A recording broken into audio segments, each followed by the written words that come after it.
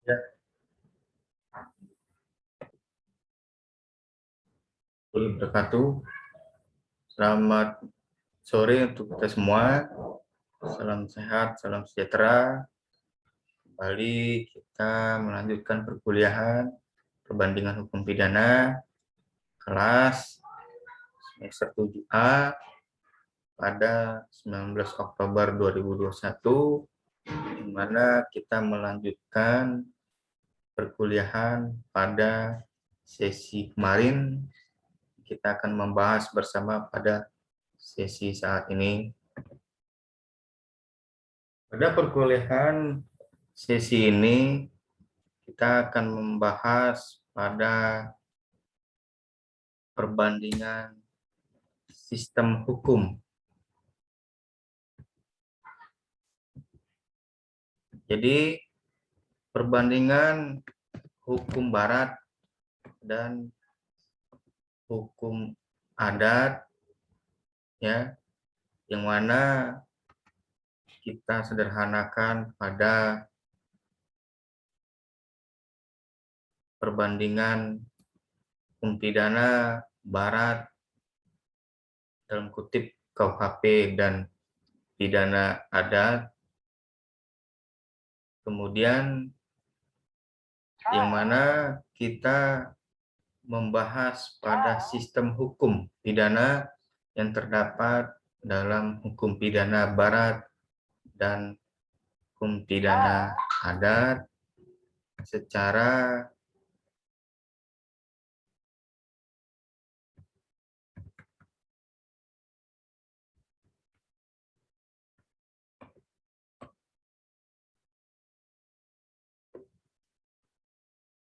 Indonesia mempunyai dua sistem hukum pidana, yaitu hukum pidana yang berasal dari negara barat, tepatnya dari Belanda, yang dikenal dengan nama Kitab Undang-Undang Hukum Pidana, dan juga hukum pidana adat.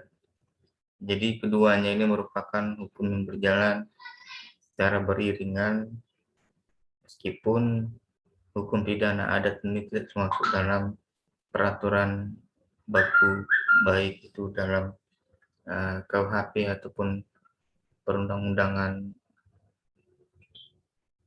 yang lainnya secara dibentuk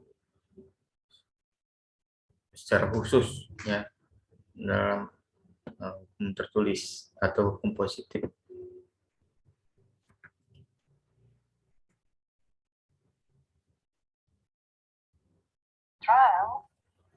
Nah, kendati demikian, Negara Kesatuan Republik Indonesia atau kita kenal dengan NKRI di sini merupakan negara majemuk. Kenapa? Karena keanekaragaman suku bangsa. Jadi ada sekelompok yang mempunyai kesukuan atau kebiasaan yang sama, sehingga kebiasaan terbentuk dari suatu tradisi dan melahirkan sebuah kebudayaan yang bersejarah.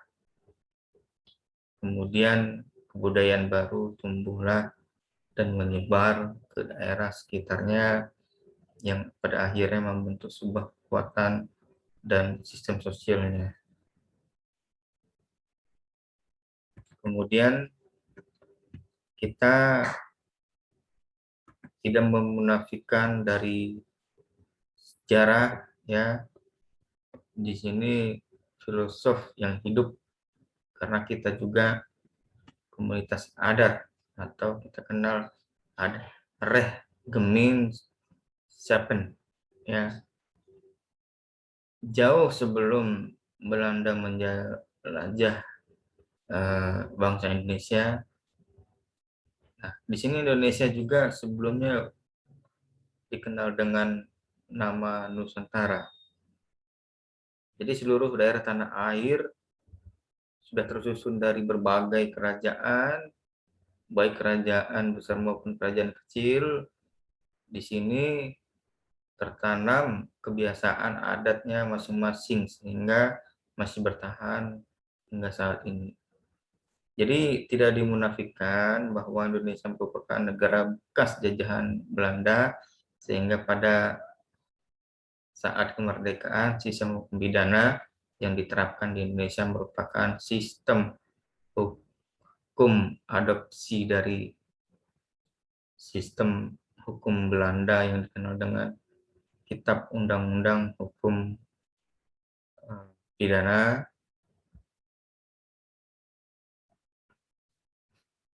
Kemudian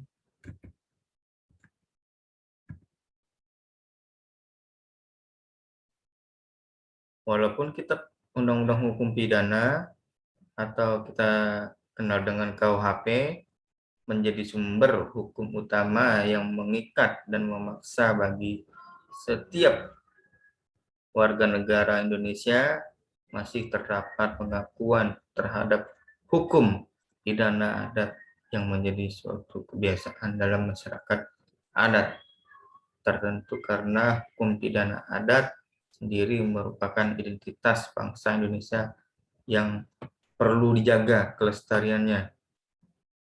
Nah, oleh karenanya Indonesia sendiri memiliki hukum adat bisa dikatakan belum jelas keberadaannya. Hal tersebut dikarenakan sistem hukum adat itu Indonesia tidak termasuk ke dalam sistem hukum positif seperti Kitab Undang-Undang Hukum Pidana atau KUHP maupun peraturan undang-undang yang bersifat tertulis atau khusus. Oleh karenanya hukum pidana adat tidak termasuk memiliki kepastian hukum dalam penyelenggaraannya. Padahal hukum pidana adat yang melekat pada setiap masyarakat adat di Indonesia merupakan identitas negara kesatuan Republik Indonesia sebagai negara majemuk dibandingkan dengan Kitab Undang-Undang Hukum Pidana yang merupakan peninggalan dari negara penjajah. Namun seiring dengan berjalannya waktu, kedudukan hukum pidana adat perlahan bergeser akibat tidak adanya kepastian hukum dalam pelaksanaannya, sedangkan masih banyak masyarakat adat di Indonesia yang menerapkan hukum pidana adat sebagai alat dalam upaya untuk menyeimbangkan pola kehidupan dalam kelompoknya. Kemudian hukum pidana, ya, kita memiliki ahli, ya, yang memiliki pendapat-pendapat secara hukum pidana. Katanya hukum itu kan sekumpulan peraturan atau kaidah hukum yang dibuat oleh suatu negara atau lembaga yang berwenang yang berisikan perintah-perintah atau larangan-larangan bersifat memaksa dan memiliki akibat hukum apabila dilanggar, alias sanksinya. Jadi pendapat dari Algra Johnson ini mengatakan bahwa pidana itu adalah alat yang digunakan oleh seorang penguasa, ya, yang tujuannya untuk memberi peringatan kepada orang yang telah melakukan perbuatan terlarang atau tindak pidana dengan cara mencabut hak-hak yang seharusnya dinikmati oleh terpidana tersebut atas nyawanya, atas kebebasannya, atas harta kekayaannya. Nah, sebagaimana terpidana tidak melakukan suatu perbuatan yang dilarang atau disebut tindak pidana. Ya, sedangkan kalau menurut Kansil, hukum pidana itu merupakan hukum yang mengatur mengenai setiap perbuatan pelanggaran dan setiap perbuatan kejahatan yang dilakukan terhadap kepentingan umum, disertai dengan suatu ancaman atas perbuatan tersebut berupa kenestaan. Jadi demikian, hukum pidana adalah seluruh peraturan yang memisahkan antara perbuatan di mana saja yang boleh dilakukan dengan perbuatan yang dilarang untuk dilakukan, dan apabila dilarang dilanggar, terdapat sebuah ancaman berupa penistapaan pada para pelaku.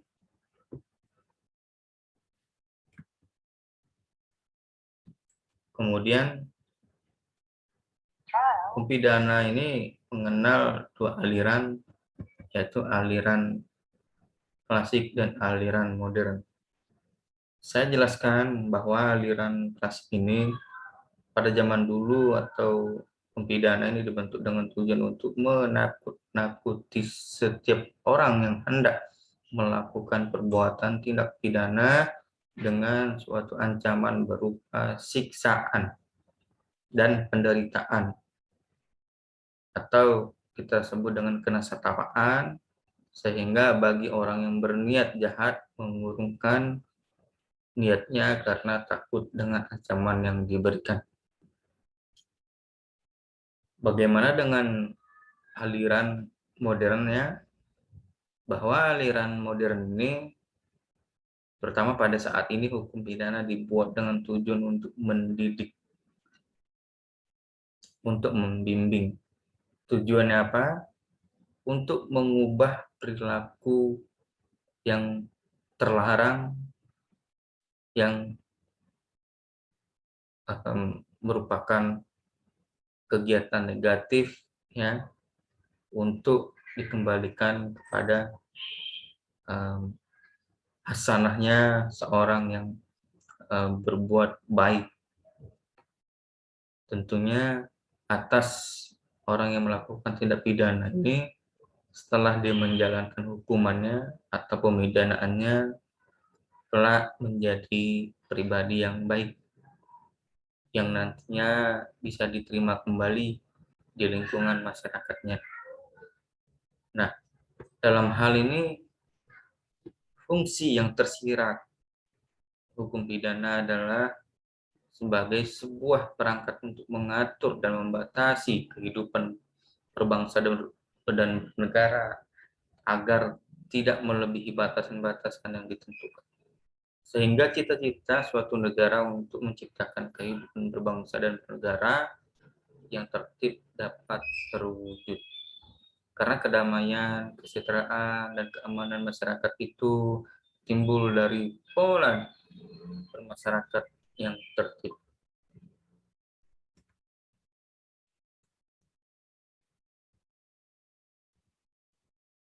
Kemudian ciri dari hukum publik adanya mengatur antara hukum kepentingan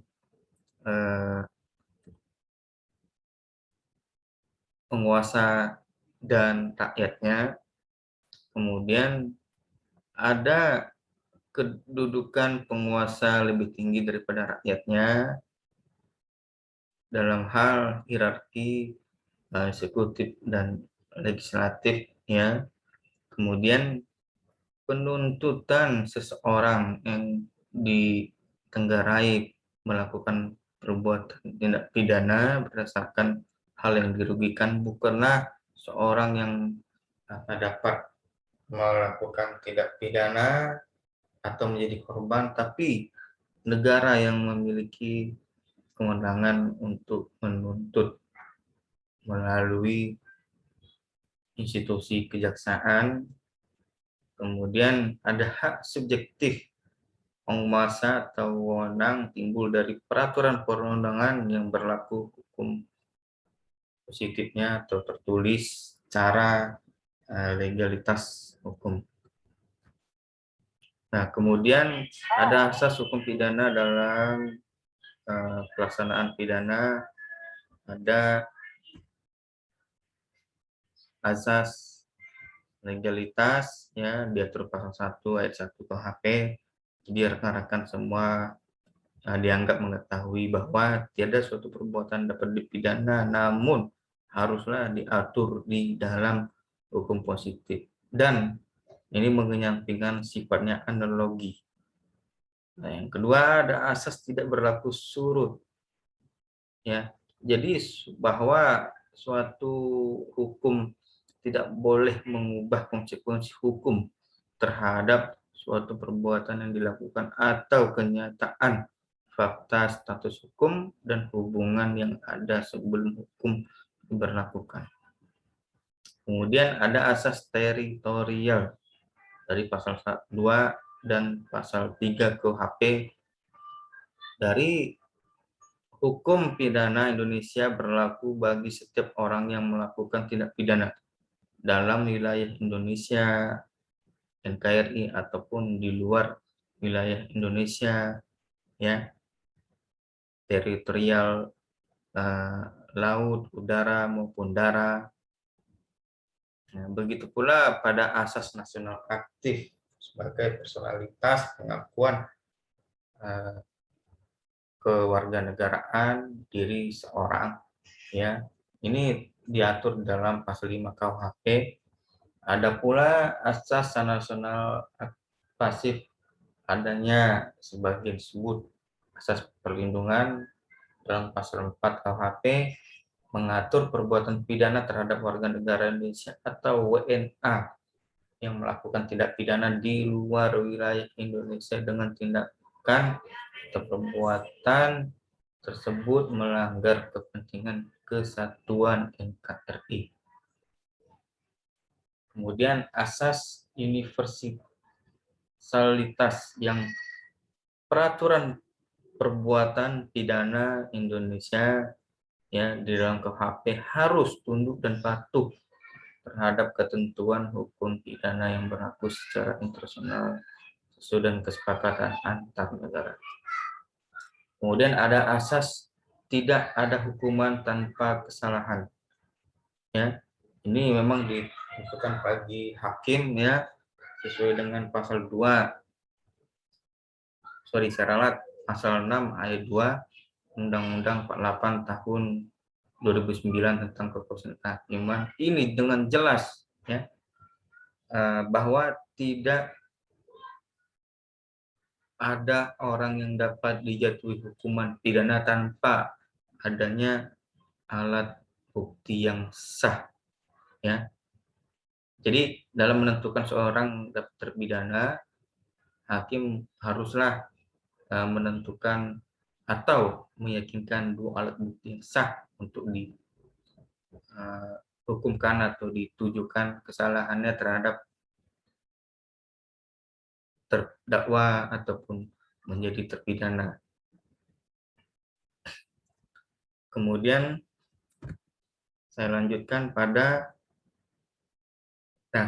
kita merujuk pada sistem hukum barat atau fundamentalnya ada Ziegler-Rechten, kemudian ada public recht dan public private recht, kemudian ada pembagian pelanggaran. Nah, di sini, ya, kita sebelum itu merujuk pada dalam hukum adat, misal. Jadi hukum ini yang menjalankan fungsional religius dan mampu untuk memenuhi kebutuhan masyarakat, karena hukum adat bersifat pragmatis realism, sehingga hukum adat berfungsi sosial dan keadilan sosial. Ya, seperti dalam hal kita mengenal tentang secara fundamental ada Ziegler-Rechten, ya. Jadi di hukum barat ini mengenal dengan hak akan suatu barang atau barang terhadap satu orang, ya, dan Personalitätsrechten yang merupakan hak seseorang atas suatu barang atau objek tertentu, sedangkan di hukum adat ini tidak mengenal dengan istilah demikian. Jadi pembagian dan perlindungan hak diserahkan kepada kepala adat, ya, atas keyakinan masyarakat. Kemudian hukum barat juga di sini mengenal dengan pembagian, ya, sistem ada public recht dan private recht. ya. Jadi kalau di hukum adat tidak mengenal dengan pembagian sistem, karena pembagiannya berbeda dengan ditentukan oleh sistem hukum adat. Jadi hukum barat mengenal pembagian pelanggaran seperti penggolongan pelanggaran pidana dan golongan pelanggaran perdata dengan mekanisme penyelesaian yang berbeda di antara keduanya, sedangkan dalam sistem hukum adat tidak mengenal hal demikian karena dalam pengambilan keputusan di sini diserahkan kepada kepala adat yang diyakini sebagai hakimnya masyarakat. Nah, di dalam KHP pidana adat diuraikan hukum pidana barat atau KHP menggunakan pelanggaran yang sifatnya tertutup. Sehingga dalam hal pelanggaran ya ini merupakan aturan yang bisa dikatakan privacy ya. Sedangkan hukum pidana adat menerapkan sistem pelanggaran yang sifatnya terbuka untuk diketahui banyak orang atau masyarakat. Nah, hal hukum pidana barat ya atau KUHP melihat pelanggaran tersebut atas dasar perbuatan yang disengaja atau disebut dengan dolus atau perbuatan yang tidak disengaja berupa kesalahan atau kelalaian atau disebut culpa. Sedangkan hukum pidana adat hanya mengenal delik yang berkaitan dan dapat mengganggu keseimbangan dalam masyarakat adat tersebut. Kemudian hukum pidana barat juga dalam menentukan pertanggungjawaban kesalahan didasari dengan kondisi fisik maupun psikis pelaku. Nah, kalau di pidana adat lebih menitik beratkan pada akibat dari pelanggaran tersebut.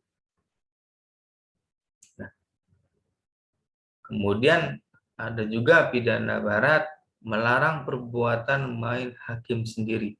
Sedangkan kalau di hukum pidana adat diperbolehkan untuk main hakim sendiri oleh pihak yang merasa dirugikan, cukup dengan memberikan hukuman untuk mengganti kerugian yang diderita.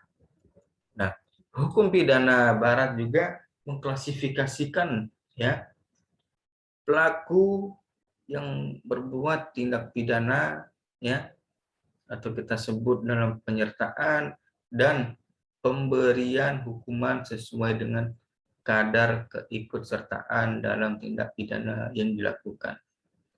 Sedangkan pidana adat di sini tidak seperti pidana barat karena dalam kacamata hukum pidana adat melihat setiap pelaku tindak pidana semata-mata karena sama-sama telah melakukan sebuah pelanggaran sehingga hukuman yang diberikan sama rata. Kemudian ada hukum pidana barat ini ya melihat seorang yang kembali membuat tindak pidana pengulangan atau residivis hanya dapat dilakukan penghukuman atas perbuatan yang terakhir. Sehingga pidana adat sini berbeda dengan pidana barat, oleh karenanya sebuah perbuatan pidana yang berulang maka akan diakumulasikan hukumannya. Nah, dalam hal pidana barat juga sini dalam menentukan suatu berat hukumannya telah dicantumkan dalam peraturan bakunya yang disesuaikan dengan jenis kejahatan apa yang dibuat. Sedangkan hukum pidana adat dalam menimbang berat ringannya suatu hukuman didasarkan pada asas kekeluargaan, kedamaian, kerukunan, dan rasa keadilan, sehingga kepala adat bebas untuk memutuskan hukuman dengan memperhatikan suasana dan kesadaran anggota masyarakatnya. Dalam hukum pidana adat juga hak mendapat perlindungan dari ancaman hukuman dari yang pihak dirugikan, kemudian dimintakan kepada kepala adat. Dalam hal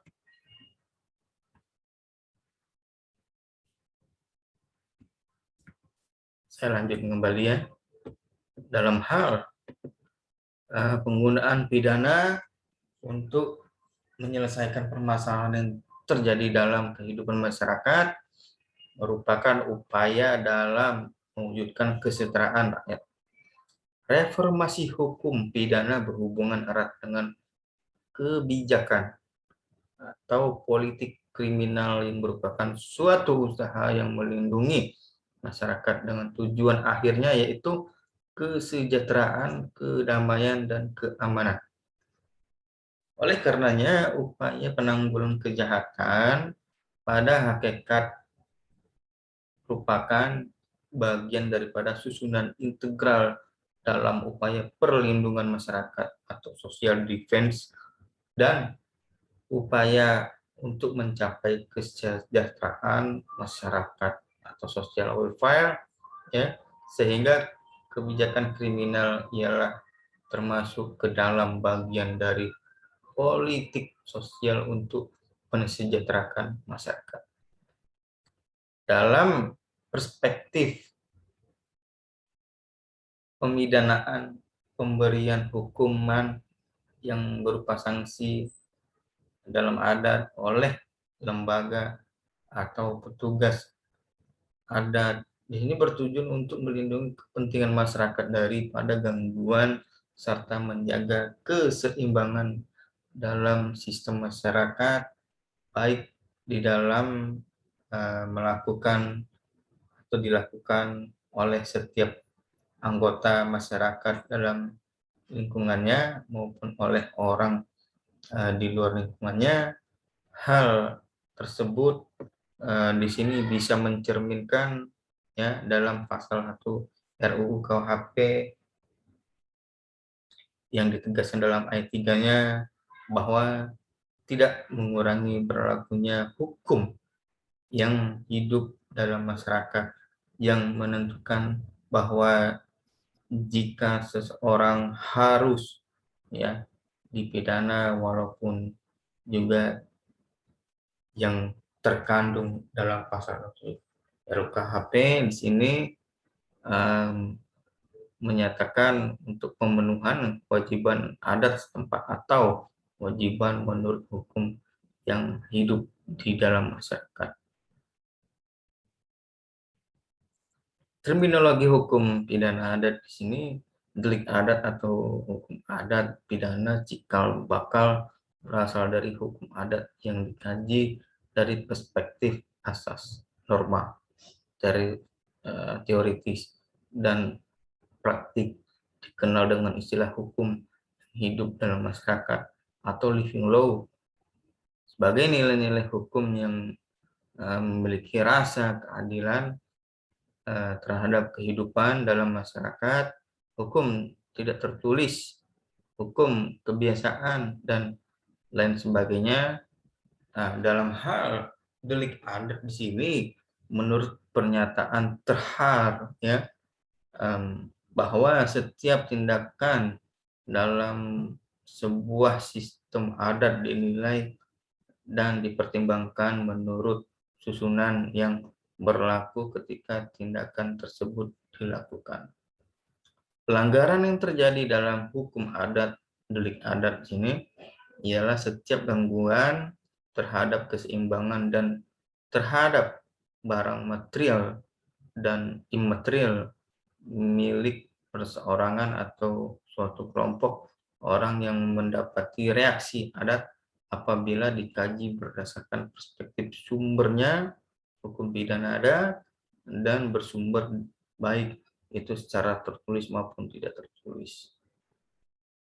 Nah, demikian apa yang saya sampaikan, mudah-mudahan dapat dipahami dan untuk kelas 7A dapat memahami dan memberikan apresiasi kontribusi jika ingin berdiskusi, menyampaikan saran, pertanyaan, disertakan dengan nama lengkap dan NIM atau nomor induk mahasiswa. Sekian dari saya. Wabillahi taufiq hidayah. Wassalamualaikum warahmatullahi wabarakatuh.